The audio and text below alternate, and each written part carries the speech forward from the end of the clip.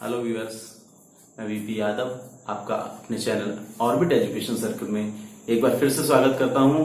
और अभी तक हम जो कंपटीशन सर्कल एक सीरीज जो हमारी कंपटीशन की है वो चल रही है, जिसमें कि हमारा अभी टॉपिक जो हमने ले रखा था वो क्या है, हमारा अनुपात यानी रेशियो के अंदर मैंने आपको बहुत सारी चीजें कराई हुई हैं। उससे रिलेटेड जितने भी टॉपिक्स होते हैं इसके अंदर जो कंपटीशन में आते हैं वो सारे टॉपिक्स लगभग मैंने करा दिए हैं। और लास्ट दो टॉपिक जो हैं वो अभी हमारे रह गए हैं। अभी पहले मैं इसे इन दोनों टॉपिकों को आपको खत्म कराता हूं पहले, उसके बाद हम लोग इसी का सेकंड पार्ट जो यानी कि समानुपात है वो स्टार्ट करेंगे। तो चलिए पहले इन दो टॉपिकों को खत्म करते हैं और हम लोग क्वेश्चन देखते हैं इससे। तो व्यूअर्स, हम लोग चलते हैं अपने पहले टॉपिक यानी सेवेंथ टॉपिक, जो सिक्कों पर आधारित होते हैं प्रश्न, वो कैसे आते हैं कंपटीशन के अंदर। इसमें देखो मैंने एक क्वेश्चन लिखा हुआ है आपको, एक थैली में ₹1.50 और 25 पैसे के सिक्कों की संख्या जो है वो कितने 1:4:4 के अनुपात में है। यदि उनका कुल मूल्य ₹200 हो तो 25 पैसे के सिक्कों की संख्या ज्ञात कीजिए। इस तरह के क्वेश्चंस हो सकते हैं हमारे और आ जाते हैं। तो मैं पहले कुछ बेसिक चीज आपको बताता हूं, ठीक। जैसे मैं लिखूंगा ₹1 के सिक्कों की कीमत अगर निकालें हम लोग तो वो कितनी होगी, हमारी ₹1 होगी। अगर मैं 50 पैसे के सिक्कों की कीमत निकालूंगा तो वो कितनी है, ₹1 का कितना 1/2 रुपए हो जाएगी। ऐसे ही अगर मैं क्या करूं, 25 पैसे के सिक्कों की संख्या अगर निकालूंगा तो 25 जो होता है पैसे यानी कि कितनी सी 1/4 रुपए। ये तो जनरली आप समझ रहे होंगे ये मैंने कैसे लिखा हुआ है, क्योंकि मैंने पैसों को किस में चेंज कर लिया है, रुपए में चेंज कर लिया है, ठीक है। तो क्योंकि 25 जो पैसे होते हैं वो एक का कितना 1/4 होते हैं ₹1 का, और ये होते हैं हाफ यानी आधा। तो ये ही हमारी बेसिक चीज है, इसी को हमें ध्यान रखना है। चलिए हम क्वेश्चन की तरफ चलते हैं। क्वेश्चन में हमें देखो पहली चीज क्या गिवन है, अनुपात दे रखा है ₹1, 50 पैसे और 25 पैसे। इनका अनुपात है 1:4:4। अब बात करेंगे क्या, ये वो है क्या है, सिक्कों की संख्या।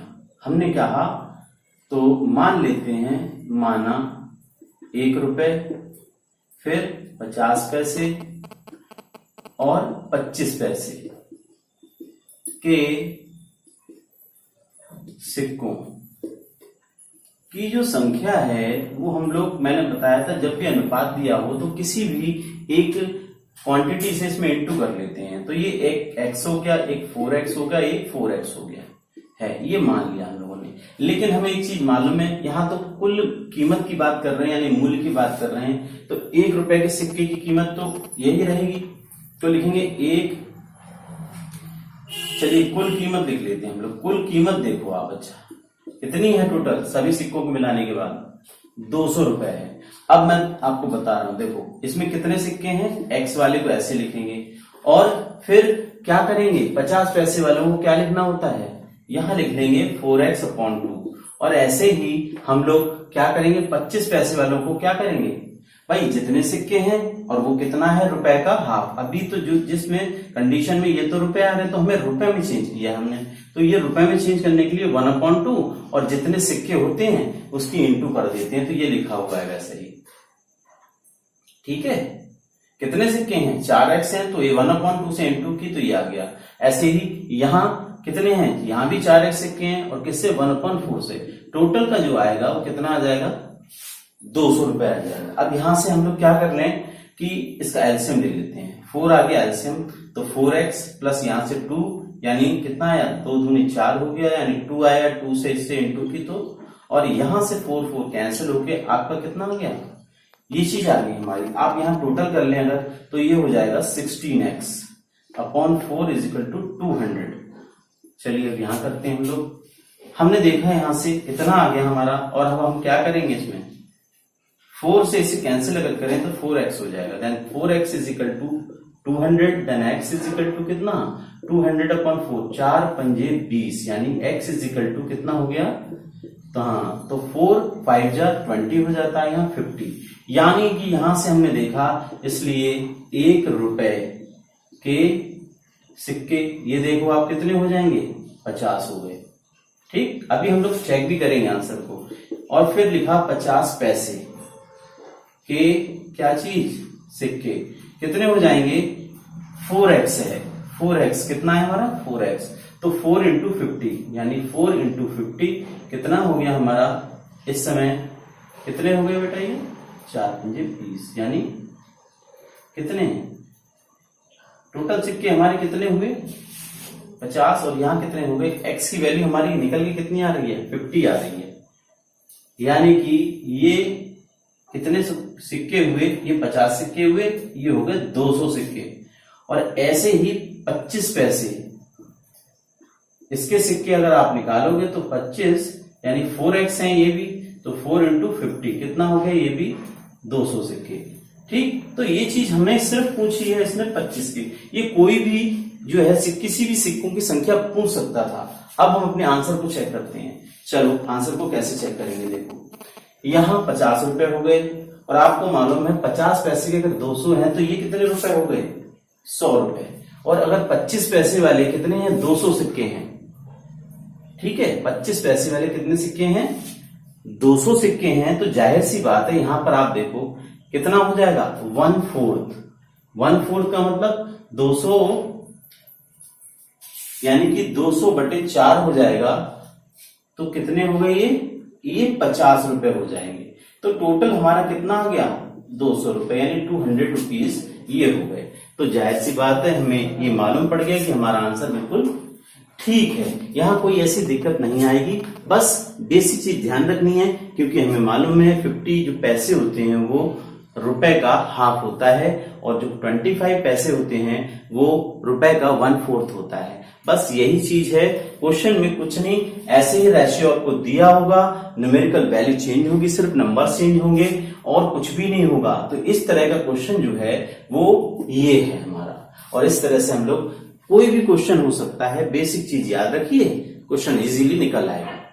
अब चलते हैं अपने दूसरे टॉपिक की ओर, आय व्यय पर आधारित। चलिए मैं एक क्वेश्चन के थ्रू इसे समझाता हूं। तो अब हम लोग करेंगे क्या, देखो नया क्वेश्चन मैंने लिख दिया है, इसका आय और व्यय पर आधारित। कह रहे राम और श्याम की आय में 3:2 का अनुपात है। ठीक है, 3:2 का अनुपात,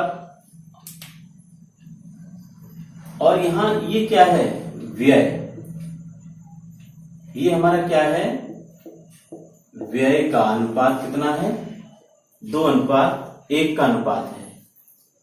ठीक है, यदि प्रत्येक जो है 4000 रुपए की बचत करते हैं तो प्रत्येक की आय बतानी है, सीधी सी बात है। ये हमारा आय का अनुपात, ये हमारा उनके खर्चे का अनुपात, और बचत कितनी है 4000 रुपए। ठीक है, तो लिखेंगे, चलिए स्टार्ट कर देते हैं हम लोग अपना क्वेश्चन।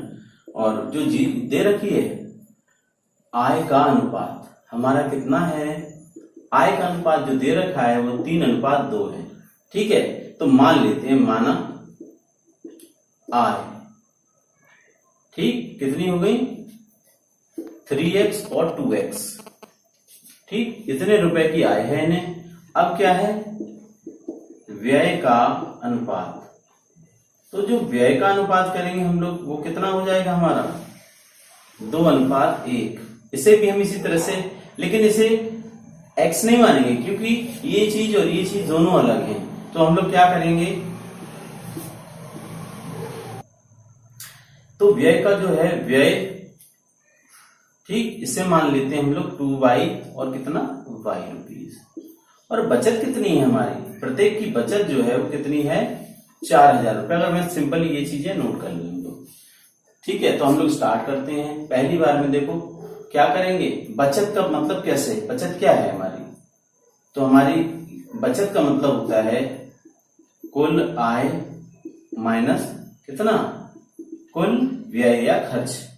तो व्यय लिख लिया हम लोगों ने, और इधर किसके बराबर आ गई, बचत के। भाई आय होगी और जो खर्च होगा, जो बचेगा वही तो बचत होगी। तो इस तरह से हम लोग पहले के लिए निकालें तो कितना आएगा यानी राम के लिए, राम के केस में हमारा हो जाएगा क्या 3x, ठीक, माइनस 2y इजिकल टू कितना हो गया हमारा, इसकी बचत कितनी है 4000 रुपए। हम इक्वेशन 1 बना सकते हैं। इसी तरह हम लोग श्याम के लिए भी अगर निकालें तो श्याम के लिए कितना हो जाएगा हमारा, श्याम के लिए हो जाएगा हमारा, यहां से हमारा 2x है, माइनस का कितना है y, और वो कितना हो गया 4000 रुपए। तो इस तरह हमने ये देखा कि दो इक्वेशंस हमने बना ली। चाहे तो हम इसे सिंपलीफाई कैसे करेंगे, सिंपल कुछ नहीं, ये देखो आप, ये दोनों कैसे हैं, इक्वल हैं, तो हम लोग या तो ऐसा कर लें, इसमें 2 से मल्टीप्लाई कर लें, ठीक, सिंप्लीफिकेशन करना है, चाहो तो यहां से लिख लो, मैं लिख के दिखा दे रहा हूं आपको, ठीक, यहां लिखते हैं समीकरण किससे 2 से। जब मैं समीकरण 2 से चलूंगा तो यहां से आप y की वैल्यू निकाल सकते हो। यहां से 2 से चलूंगा तो 2x और यहां कितना हो गया 4000, ये हो गया, y इधर आ गया, यानी y is equal to 2x minus 4000। ये हमारी इक्वेशन नंबर 3 आ गई। अब हम क्या करें, इसका यूज कर लें और y का मान क्या करें, y का मान समीकरण कहां लगा दिया हम लोगों ने, हम लोग 2 से अगर मान निकाला तो 1 में, ये प्रतिस्थापन विधि होती है और ये आपने की हुई होगी, ठीक, समीकरण 1 में। इसमें हम लगाने के बाद देखो आप कितना आएगा 3x माइनस 2, y की वैल्यू हमारी है, ठीक है, और यहां हमने लिख दिया 400। अब देखो 3x माइनस का कितना हो गया 4x, प्लस का कितना हो गया, अब यहां से हमारा देखो बेटा, यहां से माइनस x बचेगा और यहां से 4000 में से मैंने 8000 जब माइनस किए तो माइनस के कितने आ गए 4000, ये कैंसिल हो गया और x इज इक्वल टू कितना आ गया हमारा 4000। बात समझ में आ गई होगी आपको शायद। तो 4000 जब आ गया तो जाहिर सी बात है हमसे कह रहे हैं इनकी आय बताइए। तो अब राम की आय हमारी कितनी हो जाएगी, कितना अनुपात था हमारा 3x, यानी 3 इंटू एक्स की जगह हमने 4000 लिखा, कितना आ गया 12000 रुपए, ये राम की आय थी। ऐसे ही क्या हो, श्याम की आय अगर हम निकालना चाह रहे हैं तो वो कितनी हो जाएगी हमारी 2x, 2 और x के प्लेस पे हमने 4000 लिखा, कितना हो गया 8000 रुपए। तो इस तरह से हमने इन दोनों की आय निकाल ली। अगर वो ये कहता कि आप बचत निकालिए तो हम लोग कैसे करते बचत के लिए, x की वैल्यू कहां लगा देते हैं हम लोग, यहां पर। अब बचत के लिए चलिए मैं बता दे रहा हूं आपको, समीकरण कहां से 3 से। अगर मैं 3 से चलूंगा तो आप देखो y is equal to 2, x के प्लेस पे हमने कितना लिख दिया 4000 और माइनस के कितना 4000, ये हो गया 8000 माइनस के 4000 और y बराबर कितना आ गया हमारा 4000, ये भी 4000 निकल के आया है। अब हम बिल्कुल सेम वैसे ही करेंगे। अगर बचत चाहूंगा राम की, तो राम के लिए अगर बचत निकालूंगा मैं तो देखो अब कितना हो जाएगा, बचत हमारी कितनी है 2y, 2 और y के प्लेस पे कितना लिख दिया 8, यानी 8000 रुपए जो है राम की, ये क्या आ गई, सॉरी व्यय आ गया, ये क्या आ गया व्यय। तो ऐसे ही श्याम के लिए अगर हम निकालेंगे तो कितना हो जाएगा, सिर्फ यहां लिखा है y, यानी कि 4000 रुपए। तो इस तरह से अगर हम चाहें तो अपने आंसर को चेक कर सकते हैं कि 12000 रुपए थे और 8000 रुपए वो क्या कर लेता था, खर्च कर लेता है। तो हमारा कितना बचा 4000 रुपए, देखो 4 ही तो बच रहा है इसमें प्रत्येक का, और इसके 8000 थे जिसमें कि 4000 वो व्यय कर ले रहा है, यानी ये हमारा क्या निकाला हमने, व्यय निकाला है, व्यय निकाला है। तो इस तरह से हमारे क्वेश्चन जो हैं अनुपात से रिलेटेड आते हैं। मैंने आपको 8 टॉपिक कराए और 8 टॉपिक से कहीं भी कुछ ऐसा नहीं बचेगा जो किसी भी कंपटीशन में रेशियो का क्वेश्चन आपसे छूट जाए। तो हम लोग अब चलते हैं इसके नेक्स्ट पार्ट यानी कि समानुपात की तरफ। तो व्यूअर्स अब हम चलते हैं अपने इसी से रिलेटेड दूसरे टॉपिक, क्योंकि ये कंबाइंड होके आता है, इसी से ये तो पूरा जो है हमारा सेक्शन जो है वो अनुपात और समानुपात होता है। और समानुपात से रिलेटेड क्वेश्चंस आज मैं आपको बताने जा रहा हूं। समानुपात एक्चुअल में है क्या, चलिए पहले वो उस चीज में हम डिस्कस कर लें और कुछ बेसिक चीजें इसकी बता देते हैं। समानुपात है क्या कि समानुपात जो होता है ये अनुपात यानी दो राशियां होती हैं हमारी, जैसे दो राशियां ए बी हैं, ऐसे ही एक दो राशियां सी डी हैं। इनके अनुपात में भी एक अनुपात निकालना जो होता है वो क्या होता है, समानुपात। यानी इसमें कितनी होंगी, चार संख्याएं होंगी हमारी, ठीक है। समानुपात क्या होता है, दो अनुपातों के बीच का अनुपात निकालना, उनके बीच भी एक रिलेशन होता है, उनमें अनुपात जो निकालना होता है वो समानुपात होता है। और हम लोग इसे रिप्रेजेंट कैसे करते हैं, इस टाइप से, यानी कि दो अनुपात हमारे इस टाइप से होते हैं और उसे चूंकि दो लोगों का है यानी कि डबल हमारा रेशियो है, तो इसलिए ये डबल रेशियो को साइन आ जाता है इस पर, और इसीलिए इसे क्या बोल देते हैं हम लोग, समानुपात। यानी कि समान अनुपात होता है, इनमें चारों राशियों में क्या होता है, समान अनुपात होता है। अनुपात में दो राशियां और समानुपात में चार राशियां, ठीक है। जब चार राशियां इस तरह से होती हैं और इन्हें हम दूसरी तरह से भी लिख सकते हैं, ठीक है। वो कैसे लिख सकते हैं कि a अपॉन बी के अंदर जो रेशियो होगा वही c अपॉन डी के अंदर होगा, ठीक है। तो अब हम कहेंगे क्या कि अगर ये चारों राशियां हमारी यानी क्वांटिटीज जो हैं समानुपाती हैं, समानुपात, ठीक, में अगर हैं ये, तो इनके लिए एक रिलेशन निकल के आता है, वो रिलेशन क्या है, ये। और यहां से हम लोग कैसे लिख सकते हैं, ये हमारे जो होते हैं इन्हें हम बता दे रहे हैं, ये हमारी एक्सटर्नल टर्म होती हैं, यानी जैसे से बोलते हैं बाह्य पद, यानी एक्सटर्नल और टर्म्स, ठीक है। ये और ये दोनों एक्सटर्नल टर्म हो गई हमारी। और जो ये होती हैं ये हमारी कैसी होती हैं, इंटरनल टर्म, यानी कि टर्म्स, या इसे हम लोग क्या बोलते हैं हिंदी में,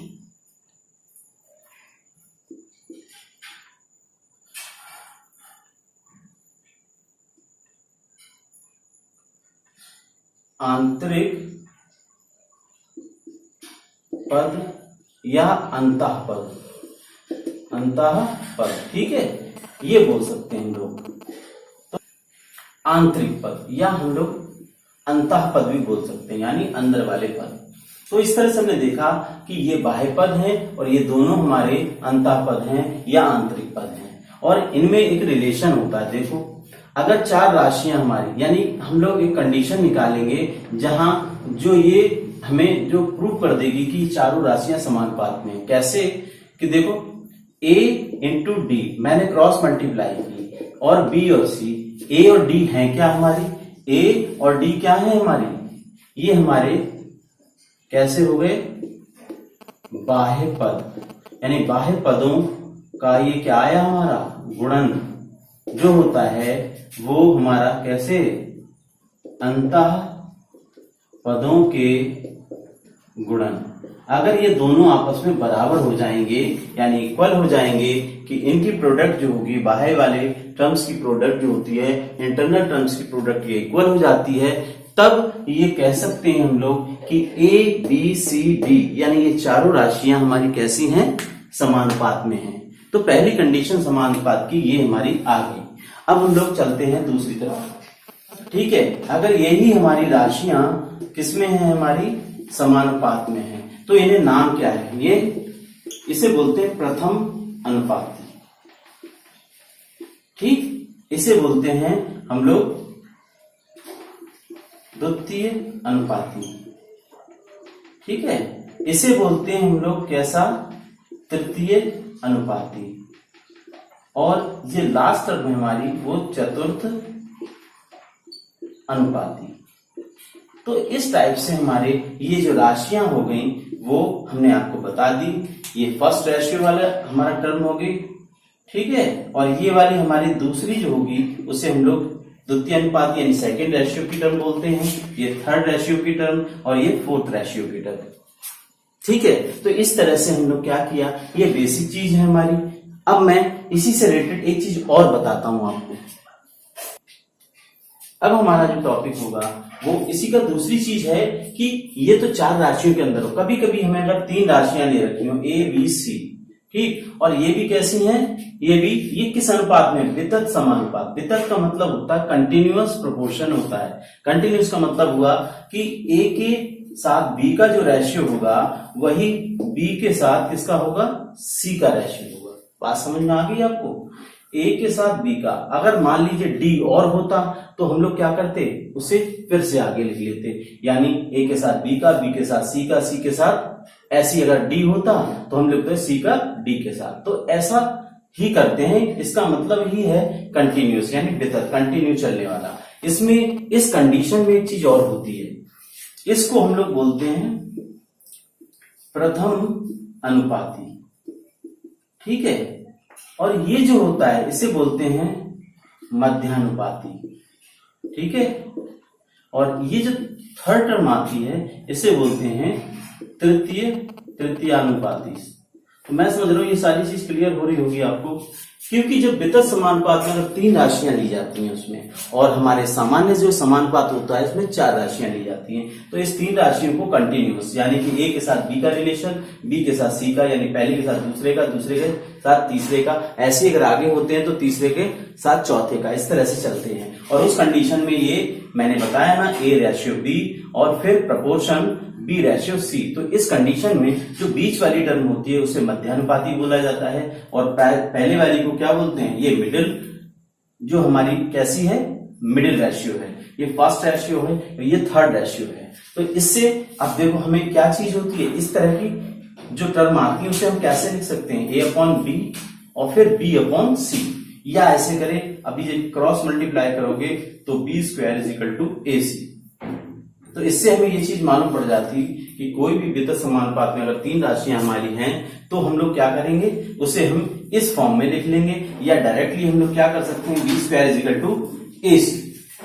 तो इतनी चीज आपकी समानुपात के अंदर बेसिक है, और मैं चलिए आपको इस समानुपात से ये सारी बेसिक चीजों को क्वेश्चंस के थ्रू समझाता हूं। तो चलिए हम लोग क्वेश्चन की तरफ चलते हैं।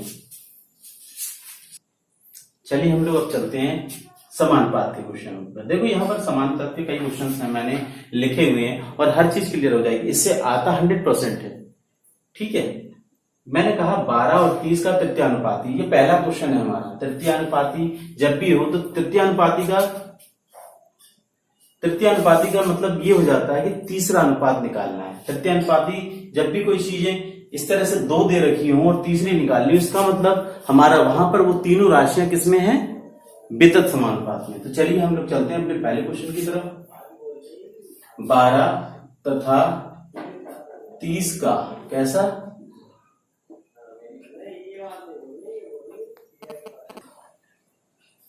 तृतीयानुपाती, जो हमने क्या मान लिया, इसमें x मान लिया। अब देखो तृतीयानुपाती जब x हो जाता है तो इसका मतलब यहां x लिखा मैंने, ठीक है, और कैसे, 2 का रेशियो ये आ गया, और तीसरा रेशियो कैसे आएगा, इसी का जब x के साथ। तो ये देखो फर्स्ट टर्म, ये मिडिल टर्म और ये थर्ड वाली टर्म, इस तरह से, यानी कि तीन राशियां अगर तृतीयानुपाती बोल रहे हैं तो वो तीन राशियां हमारी कैसी होंगी, वितत समानुपात में जब होंगी।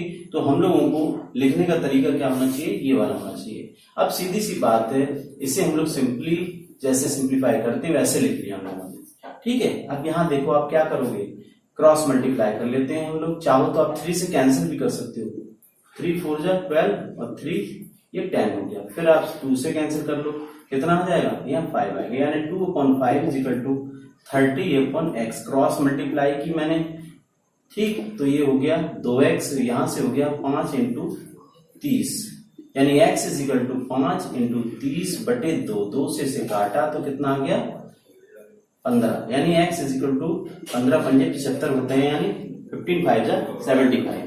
तो इस तरह से हमने क्या किया, अपना तृतीयानुपाती निकाल लिया। तो इस तरह हमने देखा, ये बहुत इजीली हमने अपना पहला क्वेश्चन कर लिया है। इसी तरह से हम चलते हैं अपने सेकंड क्वेश्चन की तरफ। तो देखिए हमारा सेकंड क्वेश्चन क्या है, हमारा सिंपल है, बिल्कुल कुछ नहीं करना है ऐसा इसमें। और सेकंड क्वेश्चन में हम लोग चले तो देखो आप कितना आ रहा है हमारा, यहाँ ये रेशियो दे रखा है, ये गिवन है हमें, और यहाँ कितना है 150।